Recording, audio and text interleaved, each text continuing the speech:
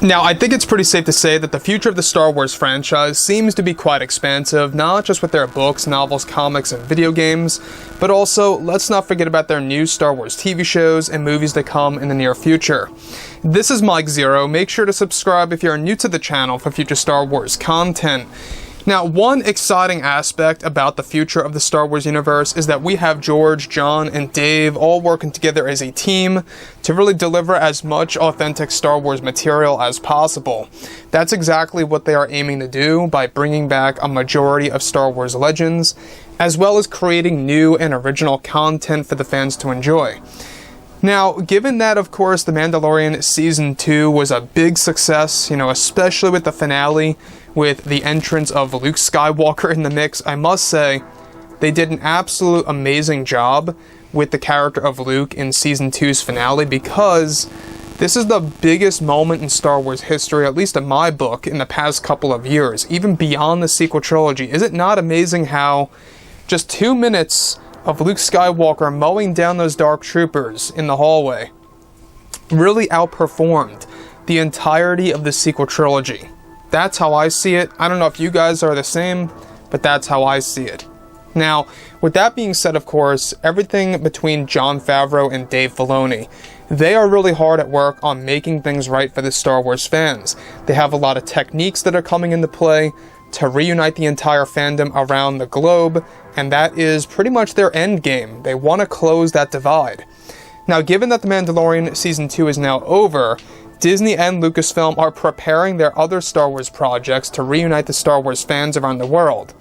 It's described that recently Dave Filoni took part in an interview where he was able to address the criticism of Luke Skywalker in The Mandalorian Season 2, where Dave Filoni went on to reveal that he is aware about the criticism of Luke's CGI work, and says that it is just the minority that he is not surprised, of course, at some fans actually criticizing the CGI work, and that some percent of fans will always have to criticize something that is done with Star Wars, and that you can never, and it's impossible, to please every single fan.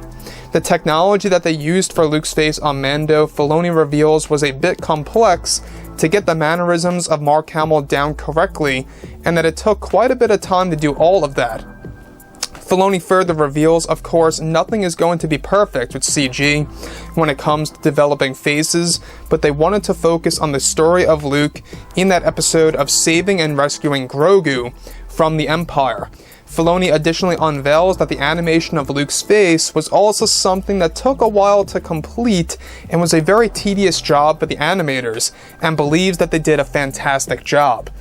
Now, let's stop right there for a second before we move on. Now, Dave Filoni is the true protege of George Lucas. There is no doubt about that. Dave Filoni really knows exactly what he's doing when it comes to Star Wars. He loves the franchise, he knows the lore down to the core, and that's exactly why you can see the passion in especially the Ahsoka Tano episode, also known as Chapter 13. Now, Dave Filoni, a lot of people would like to call him the next George Lucas, others would like to call Favreau the next George Lucas. I, however, look at both Favreau and Filoni as the next Lucas in their own ways. And that's exactly why I believe The Mandalorian is such a success, is because you're getting these two different creators that have both, different strengths, if you will, within Star Wars. Here we have Filoni, who has a lot of experience with the deep lore of Star Wars and kind of exploring that in The Mandalorian, and how he's going to actually do that also in the Ahsoka Tano series. And then you have Filoni that likes to focus more on, the nostalgia and the classic feeling of Star Wars and exactly what the fans love from Star Wars Legends. So, that's just to name a few examples right there. Now, Filoni, everything related to Luke Skywalker's face, of course, it's not going to be perfect, right? To me, Luke's face in Mandalorian Season 2, it somewhat reminded me of young Jeff Bridges in Tron Legacy. It kind of reminded me of that, maybe a little better than that, but it kind of reminded me of that. I don't think it was bad at all. I think that it was amazingly well done. There are some slight imperfections here and there that make it stand out, but overall they did an amazing job at handling the mannerisms of Mark Hamill, and as Filoni said, that took a lot of time to really nail down. To get the mannerisms of Mark as a young Luke Skywalker. You know, you have to get that done perfectly. Of course, the voice was on point. They did a good job with doing a young Luke Skywalker voice of how he says, "Come, little one." You know, all these different phrases. I love it. It's amazing. So, Jon Favreai and Dave Filoni, they know exactly where they are right now. They know that they have the fans. They know that the fans are coming together, and this is just going to serve as momentum to really give them more inspiration to keep moving ahead with these types of surprises within future Star Wars projects and more. So, like I've said before in the past, guys, you know, drop a comment below. Let me know about all of this in the comments, and if you guys did enjoy the content for today, do make sure to drop a thumbs up on this video to support the channel. I thank you all so very much for the kind support, and I'll catch you guys next time.